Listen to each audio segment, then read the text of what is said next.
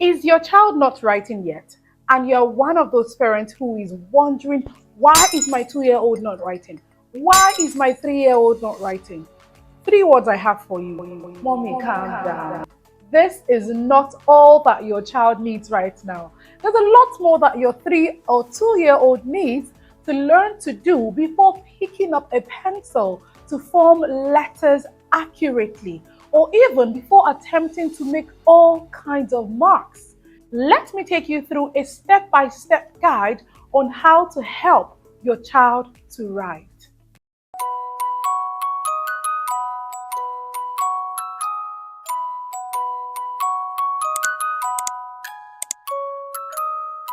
Hello and welcome to my YouTube channel. My name is from Michael-Ayeni and I'm an early years educator and a phonics and diction expert. Here on this channel, I take you through everything early years education, phonics and diction for parents, teachers, and even for everyone who works with young children.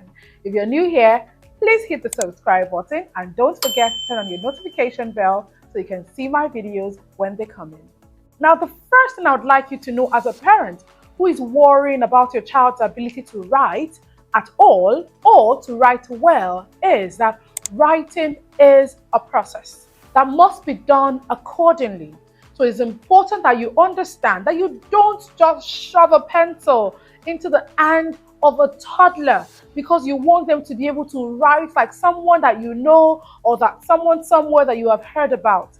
It is important that you understand that when it comes to writing, for it to be done well, it is important not to put the children under any form of pressure. If your child starts to write at age 4, believe me, that is absolutely fine. The child who begins to write at age 4 is even likely to write better than the one who started at age 2, because the one who started at age 2 started when his finger muscles were not fully developed. So he will write it anyhow, anyway, and give you what he is able to come up with. But you want to ensure that your child's muscles are well developed. So you start by ensuring that they start with the activities that would help to strengthen their muscles and to help to build their pencil grip. Now, another thing to know is that writing does not just begin with holding a pencil. The fact that your child is not yet holding a pencil does not mean that your child is not getting ready for writing. There are some activities that we refer to as pre-writing activities. This means before writing must take place, the pre-writing activities must have been put in place.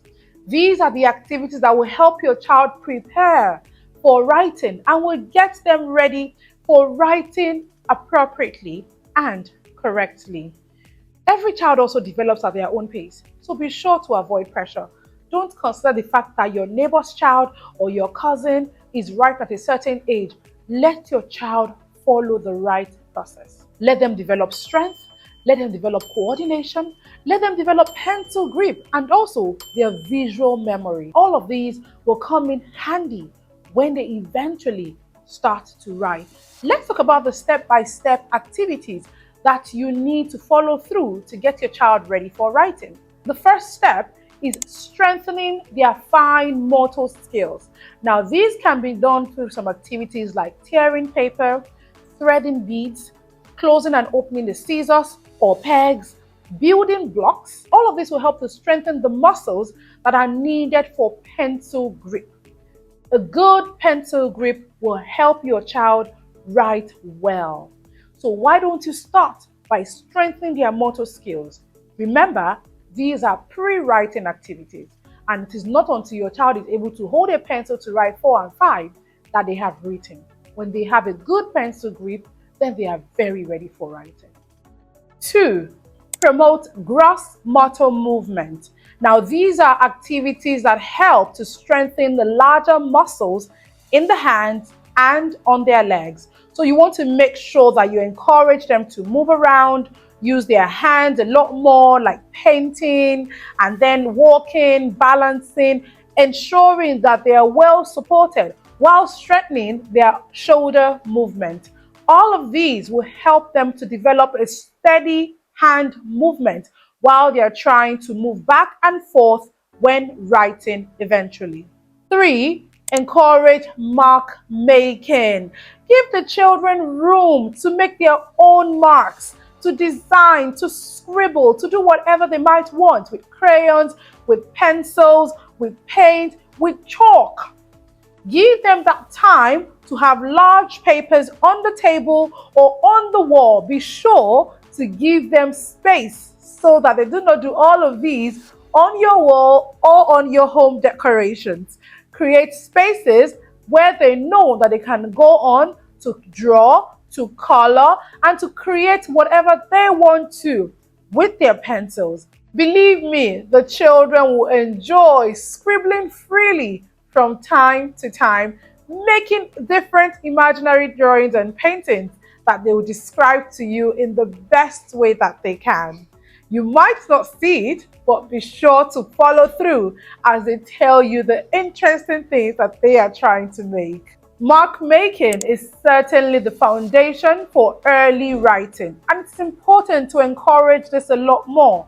Don't see it at that time to say, oh, this child likes to do jaga jaga. No. It certainly sets the foundation for proper writing.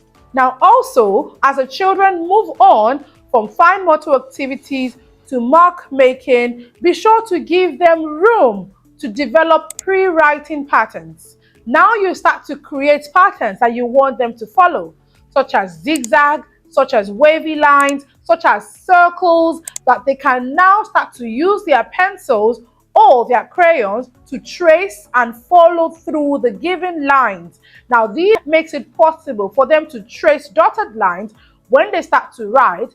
You can also use sand trays or give the children room to air write all of these patterns that they have been given. So for instance, once a child is able to trace a wavy line pattern, you can start to ask them to air write the wavy lines or to make wavy lines on the sand tray that you have provided.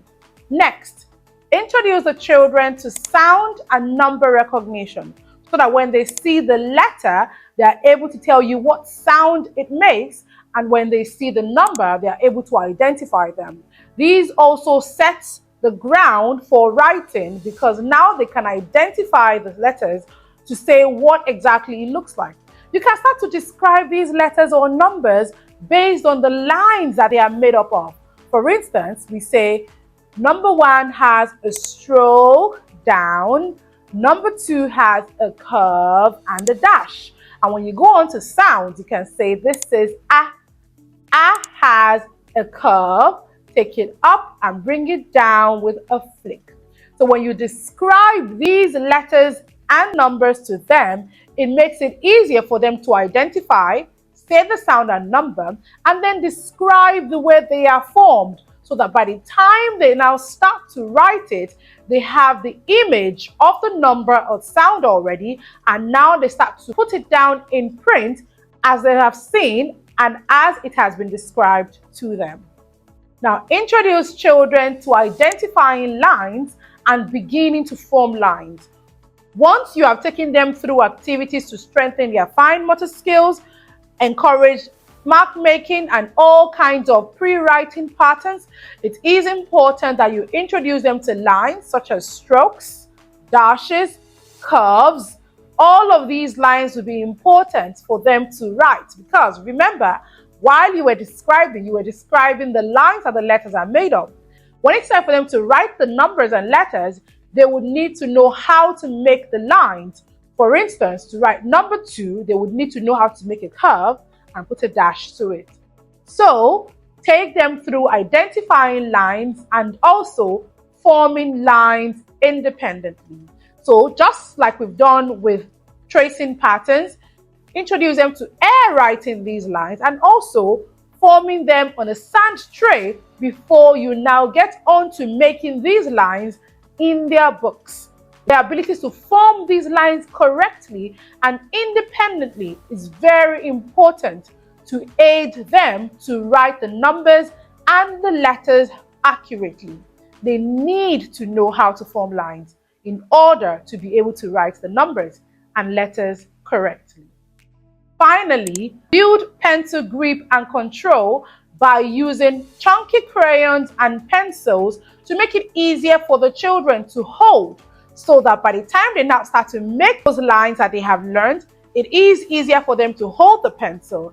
And the more they do this, the better they get, and you can always move on from chunky pencils to slimmer pencils and start to encourage pincer grip, where they get to use 3 fingers around their pencils and hold on to their pencils in this way, not like this. So if your child starts like this, gradually help them to move on from this to this by encouraging them to always hold it with their 3 fingers.